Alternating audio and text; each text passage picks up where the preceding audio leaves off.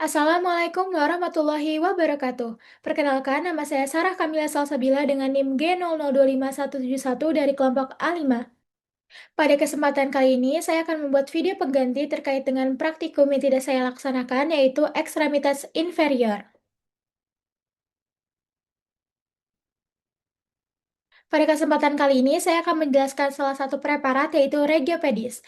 Regiopedis merupakan bagian distal dari ekstremitas inferior yang berfungsi utama untuk menopang berat badan, menjaga keseimbangan, serta memungkinkan terjadinya pergerakan tubuh seperti berjalan, berlari, dan juga melompat. Nah, secara anatomi, Regiopedis itu tersusun atas osa pedis, kemudian terdiri juga dari sendi, disebut juga dengan articulatio pedis, dan juga otot atau musculi pedis. Nah, kemudian ini ketiganya memiliki peranan sinergis dalam mobilitas dan juga stabilitas dari kaki. Nah, untuk osa dari regiopedis sendiri itu adalah tulang-tulang yang menyusun kaki osa pedis yang menjadi dari tiga kelompok utama. Yang pertama itu ada osa tarsi, itu terdiri dari 7 tulang. Nah, itu pertama di sebelah sini itu ada os talus. Nah, ini ada os talus. Ini tuh talus merupakan perhubung antara tungkai dan kaki. Nah, ini bagian pentingnya meliputi kaput tali, terus kemudian ada kolum tali dan trokela tali yang berartikulasi dengan tibia serta fibula membentuk articulatio talocruralis. Nah, kemudian ini ada os calcaneus yang ini adalah tulang terbesar pada kaki yang nanti akan ini tuh tumit gitu, membentuk tumit. Ini terdapat tonjolan seperti itu berkalane sebagai tempat peletakan tendo calcaneus achilis, terus juga ada serta sustenculum tali pada sisi medial yang menopang talus nanti. Dan ada os naviculare juga. Nah, ini os navicular ini tuh terletak di bagian medial kaki dan berartikulasi dengan talus di posterior serta tiga osa cuneiformia di anterior. Nah, di yang ini terus kemudian ada os cuboideum yang ini terletak di sisi lateral kaki, terus kemudian berartikulasi dengan calcaneus di posterior, terus kemudian dengan osa metatarsalia 4 sampai 5 di anterior. Terus kemudian ada osa cuneiformia mediale, terus intermedium dan laterale. Nah, ketiganya ini berderet.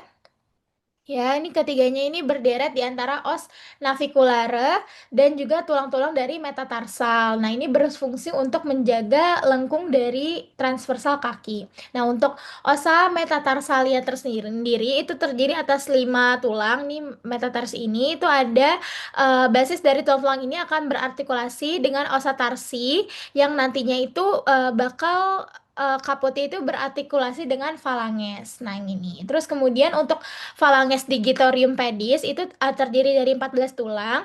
Jadi di mana hallux itu atau jari pertama memiliki 2 phalanx dan yang lainnya itu memiliki masing-masing itu 3 phalanx. Itu berarti sekitar 4 kali 3 itu 12 ditambah dengan 2 itu jadi ada 14 seperti itu. Nah, ini ada bagian proksimal, medial dan juga distal. Nah, selanjutnya ada untuk artikulasi regiopedis. Nah, untuk terdapat 2 garis penting yang menjadi batas anatomi acuan klinis. Ini untuk nice to know itu ada articulatio tarsometatarsal Frank joint. Ini merupakan pertemuan antara osa tarsi bagian distal dan dengan basis osa metatarsalia. Nah, daerah ini sering menjadi lokasi cedera akibat trauma torsi berat. Terus kemudian ada articulatio tarsi transversa Copart joint.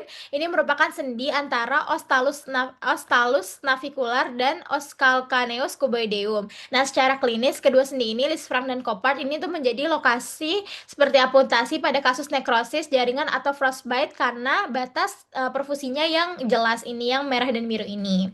Nah, selanjutnya ini ada muskuli-muskulinya akan saya bahas. Nah, muskuli regio dorsalipedis itu otot-otot yang terdapat pada permukaan dorsal kaki. Dorsal itu berarti dari bagian atas. Itu ada musculus extensor digitorium brevis, itu berfungsi membantu ekstensi jari kaki yang kedua sampai yang kelima. Terus kemudian ada musculus extensor hallucis brevis, ini untuk membantu ekstensi hallux atau jari kaki yang pertama. Di plantar pedis ini untuk muskulinya. Ya, di sini bisa kita lihat yang bagian di sebelah sini itu ada muskuli eminentia plantaris lateralis, yang bagian sini itu ada muskuli abductor digiti minimi, terus kemudian musculus flexor digiti minimi brevis dan musculus opponens digiti minimi. Ini tuh bisa dibilang jari yang keempat dan kelima. Untuk jari yang kedua dan ketiga itu ada namanya eminentia plantaris, itu ada musculus flexor digitorum brevis dan musculus quadratus plantae. Dan kemudian untuk bagian yang di hallux itu ada eminentia plantaris medialis. Nah, ini untuk musculus abductor hallucis, dan kemudian ini musculus flexor hallucis brevis. Jadi nanti dia bakal ke atas seperti ini, terus kemudian ini juga ini bakal ke sini, dan yang ini bakal di sini seperti itu. Oke, sekian penjelasan dari Regiopedis dari saya. Wassalamualaikum warahmatullahi wabarakatuh.